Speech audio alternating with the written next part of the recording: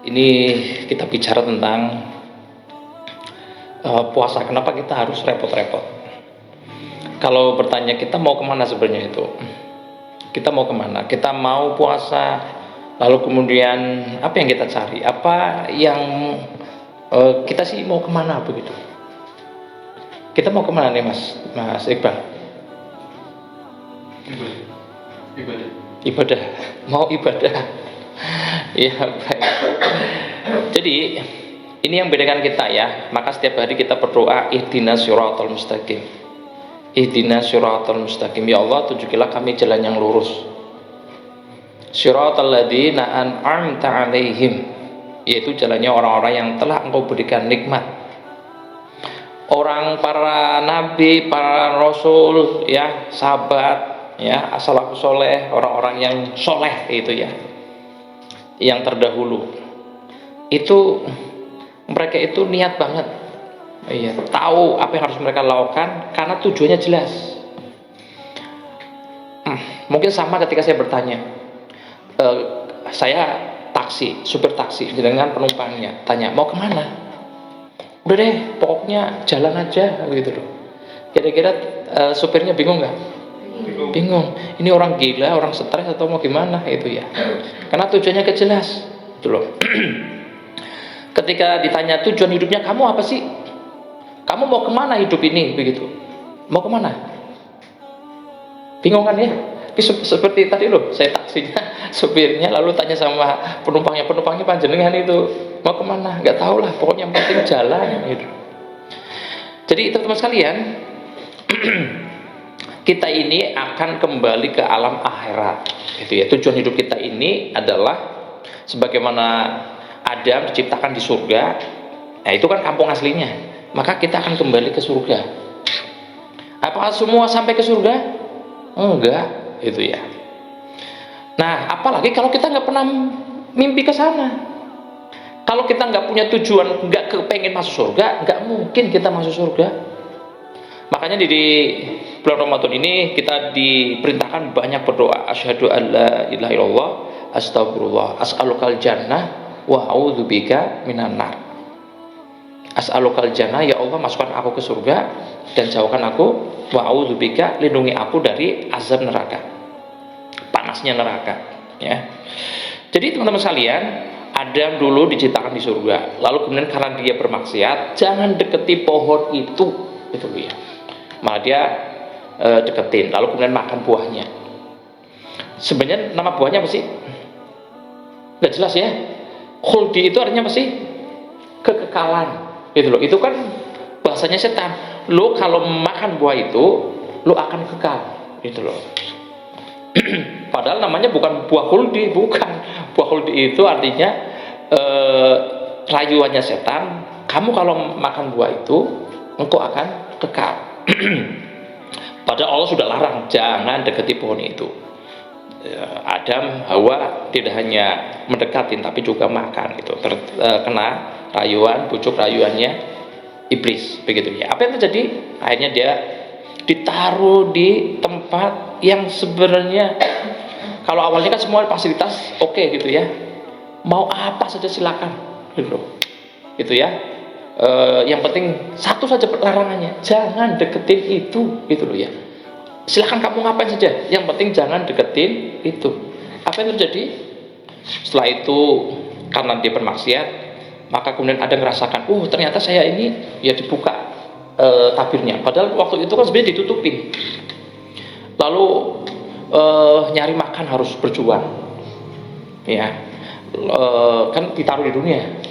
Ya, ditaruh di dunia, lalu kemudian mulailah kehidupan kita ini gitu. Tapi jangan salahkan Adam ya, karena ini udah bagian dari takdir. Di dunia kalau mau makan harus berjuang. Bayi sekalipun itu kan harus berjuang dia. Berjuang kan? Harus kalau dia ya intinya berjuang begitu ya. Nah, tapi kalau di kandungan sudah dijamin. Tapi kalau sudah keluar dari kandungan, maka ada yang namanya perjuangan, walaupun harus pakai menangis ketika dia butuh ASI itu ya. Semuanya kayak gitu ya, teman-teman sekalian. Jadi kembali ke tadi, kita ini ditanya kalau mau kemana ya sebagaimana kampung aslinya kita ya di surga gitu loh. Maka kita mau ke surga. Jadi kalau ada yang bilang mau kemana, aku mau kaya, itu berarti kita lagi terpengaruh yang namanya paham materialisme.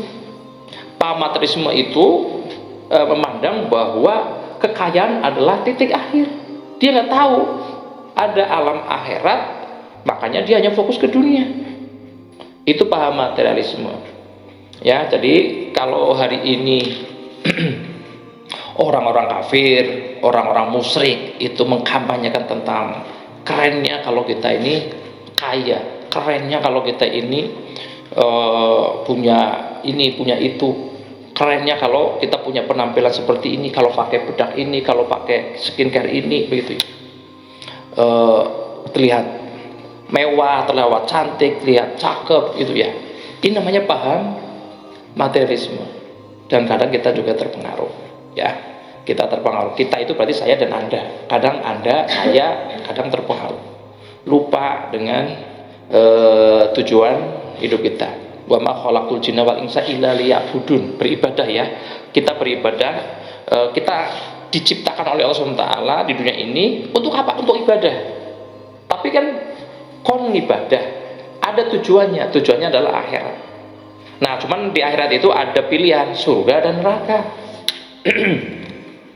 Dan kalau di neraka itu berarti begini ya teman-teman sekalian. Dasarnya neraka itu pokoknya ya diazab terus. Termasuk sekarang saudara-saudara kita yang di alam barzah ya. Itu yang disiksa itu berhenti ketika di bulan Ramadan. Ya, kita dengar begitu. Berarti setiap hari disiksa. Setiap hari disiksa. Bisa minta tolong nggak? Nggak bisa. Kalau dunia sakit masih bisa minta tolong, kurang masih bisa nunut, nggak punya beras masih bisa jaluk, gitu ya. Ya kalau belilah ya, beli. Tapi kalau nggak punya duit, minta, itu loh. Jajal. Kalau kemana ke tetangga, minta beras, kira-kira dikasih nggak?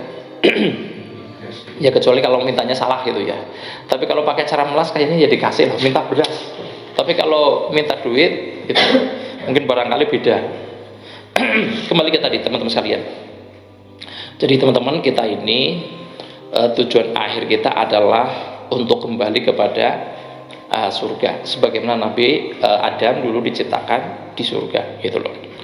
Nah, ada yang gagal, ada yang salah. Ini yang kita kemudian tidak mau seperti itu. Maka setiap hari kita berdoa, ihdinas siratal mustaqim. Ya Allah, tunjukilah jalan yang lurus. Supaya apa? Kita sampai gitu. Sampai ke surga.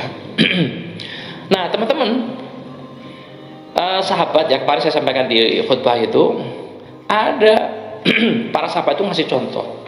Ada cara masuk surga. Para sahabat ngasih contoh. Nah, kita tinggal milih yang mana. Ada sahabat Bilal yang dia masuk surga karena tenaganya, karena fisiknya.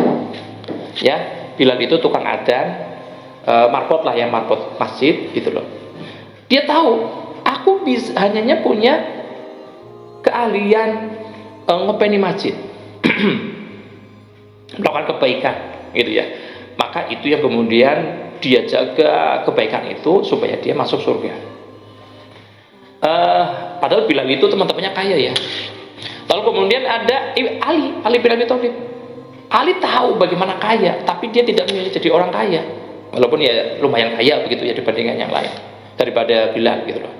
Ali itu memilih jalan aku masuk surga karena saya harus punya ilmu. Maka Ali itu kan sumber ilmu gitu ya. Jadi di antara sahabat itu yang menguasai pengetahuan itu kan paling menguasai ilmu pengetahuan itu Ali bin Abi Thalib gitu loh. Jadi kalau hari ini ada misalnya ya anak-anak kita disekolahkan di pondok, tujuannya apa nih orang tua? Supaya soleh gitu loh. Kalau supaya soleh ya cukup berarti. Kalau lebih gede lagi, kamu saya sekolahkan di pondok di sekolah itu supaya kamu jadi orang berilmu gitu ya, supaya nanti ilmunya itu dia masuk surga atau ngajak orang masuk surga gitu ya. Nah itu kalau berilmu, iya ya harus berilmu gitu loh. Lalu kemudian ada sahabat Nabi ini Utsman bin Affan ya, yang terkenal orang kaya itu Abdullah bin Umar gitu ya. dia kaya, ya kaya, kayanya bahkan kalau kayanya itu ada kaya kebangetan gitu loh ya. Sampai hari ini namanya Utsman bin Affan itu duitnya ngalir terus tuh, orang udah mati terus aja ngalir gitu loh, masya Allah ya. Jadi kayanya kebangetan gitu loh. Nah minimal itu kaya banget, tapi ada yang kaya banget, ada yang kayanya kebangetan gitu loh. Nah kalau mau milih kayak begini nih, berarti dia harus ngerti ilmu yang namanya ilmu perdagangan, ilmu bisnis begitu ya. Nah kalau bisnis kok nggak bikin kaya, ini berarti ada yang salah gitu ya. Berarti kan ada banyak orang jualan kok nggak kaya gitu loh. Berarti dia ilmunya belum memenuhi, karena semua ada ilmunya itu ya. Lalu kemudian yang keempat, ada sahabat masuk surga karena kedudukannya, karena dia jadi pemimpin, jadi penguasa, yang dengan kekuasaannya itu dia kemudian masuk surga gitu loh. Nah kita ini mau milih yang mana? Mau kayak masuk surga dengan kebaikan yang kita lakukan, artinya berarti kita lakukan mengabdi kepada kebaikan gitu ya, lakukan kebaikan ya. Atau kita mau jadi kayak Ali, punya ilmu yang banyak, lalu kemudian dengan ilmu ini membuat solusi bagi banyak orang yang kesusahan gitu ya, mengajarkannya itu loh, akhirnya kemudian banyak orang terbantu, manfaat ya. Atau tadi dengan tenaganya itu dia, tenaganya memberi manfaat gitu. Atau kita mau surga karena kedudukan, atau karena kita kaya gitu loh, karena kita kaya. Jadi bukan tujuannya supaya hidup ini kita berjibaku kaya, bukan. Ini namanya kita terpengaruh, bukan. Jadi kekayaan itu bukan tujuan utama, tapi surga itu adalah tujuan utama. Tempat kembali kita adalah, kampung akhirat kita adalah surga gitu loh. Kenapa kita masuk surga? Karena nanti itu, masya Allah ya. Coba ini pilihannya hanya dua nih, surga atau neraka. Disiksa setiap hari atau dapat nikmat setiap hari gitu loh. Penghuni surga itu nanti akan dapat kerajaan seluas mata memandang. Jadi kalau kita dapat surga itu ya, jadi kita akan dapat kekuasaan, istana yang halamannya seluas mata memandang. Setiap keinginan ya, kalau kita hari ini berjuang ya untuk mendapatkan keinginan, kalau di surga itu setiap keinginan langsung dikasih oleh Allah SWT, nggak pakai berjuang, nggak ada sholat, nggak ada perintah puasa itu loh, nggak ada beban-beban. Pokoknya surga itu adalah tempat yang nggak ada susahnya gitu loh. Bahkan ini baru ya, ketika Nabi itu naik Isra dan Mi'raj ya, atau ini kisah yang lain ya, saya lupa ya, tapi gini, ketika diperlihatkan tentang surga gitu ya, dan ketika diperlihatkan tentang neraka ya, jadi betapa dasarnya neraka itu, orang yang tersusah di dunia melihat surga tadi ya, orang tersusah di dunia, pokoknya dia menderita terus di dunia ya, ketika melihat surga gitu ya, maka sudah lupa semuanya itu, jadi nggak inget, jadi nggak sebanding dengan ini, baru lihat loh ya, baru lihat surga. Jadi semua susahnya di dunia itu terlupakan semuanya, tidak ada bandingannya melihat nikmatnya surga, baru melihat loh ya itu. Nah sebaliknya, orang yang paling senang di dunia, orang yang paling happy di dunia, ketika melihat azab, dasarnya azab neraka itu lupa semua nikmat yang dia pernah alami gitu. Kenapa? Baru lihat nih ya, baru lihat dasarnya neraka, nauzubillah gitu ya. Jadi teman-teman sekalian, ini kita harus review gitu ya. Review itu adalah lihat kembali kita itu hidup mau kemana gitu loh.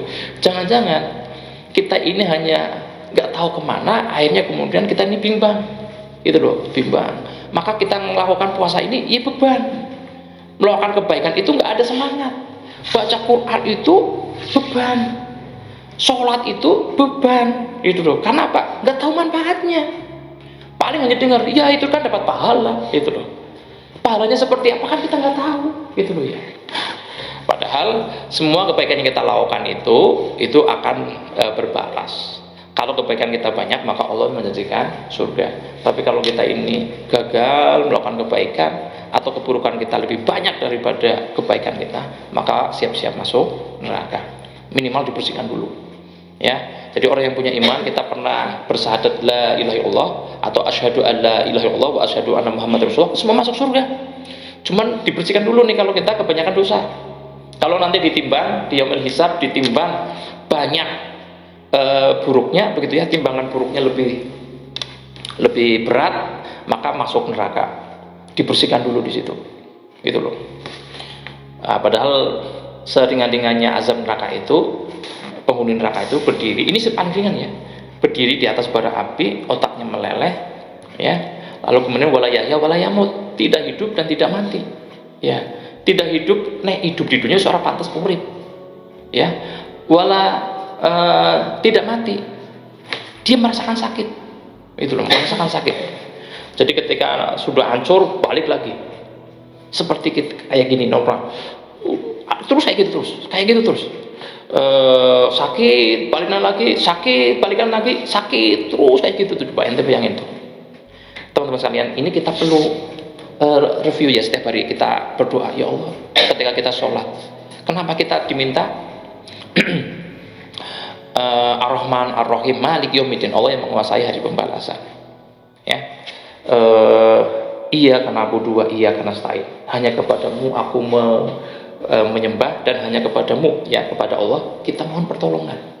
Jadi kita ditolong nanti, karena potensinya begini teman-teman, ente bayangin pilihannya nanti ketika kita mau surga, ada namanya jembatan Sirat, ya, jembatan Sirat itu ya, jembatan penghubung antara neraka, ya, kalau jatuh ke neraka, kalau lolos berarti ke surga. Itu pernah dengar kan para ustadz, ya, para kiai bilang bahwa nanti luasnya jembatan ini itu rambut dipotong jadi 7, itu loh. Ini orang yang nggak punya amal, orang yang udah pasti masuk neraka kan, itu loh, nggak mungkin kan, itu loh, nggak mungkin kita mendapati jembatan itu, gitu loh. Tapi bagi orang yang beriman, maka jembatannya jadi lebar, gitu loh ya. Nah, maka kita berdoa di Al-Fatihah itu, ihdinas siratal mustaqim, Allah tunjukilah aku jalan yang lurus, jalannya orang-orang yang Engkau telah berikan nikmat. Jadi jalan yang tadi sirat itu jadi lebar. Bahkan ada orang penghuni surga itu, dia masuk surga itu dengan secepat kilat, itu loh. Lah itu kalau jalannya, kita melihat jalannya seperti tadi rambutnya dibagi 7, kira-kira mungkin nggak? Nggak mungkin, gitu. Nggak mungkin. Maka ya itu otomatis jawabannya adalah neraka kan, gitu loh. Na'udzubillah. Itu ketika kita salah jalan di dunia ini. Jadi teman-teman, kembali ke tadi, kita nanti akan kembali ke surga. Tapi untuk menuju surga itu butuh pengorbanan. Untuk bisa nanti dapat nikmat yang tak terhingga, itu butuh pengorbanan. Nah, hari ini kita diminta untuk berpuasa, berkorban. Ya, setiap hari kita sholat. Itu kan perjuangan.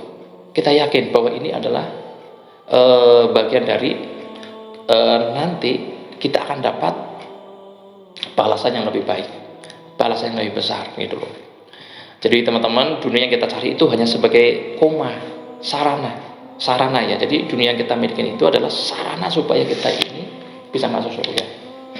Jadi bukan menjadi tujuan utama itu.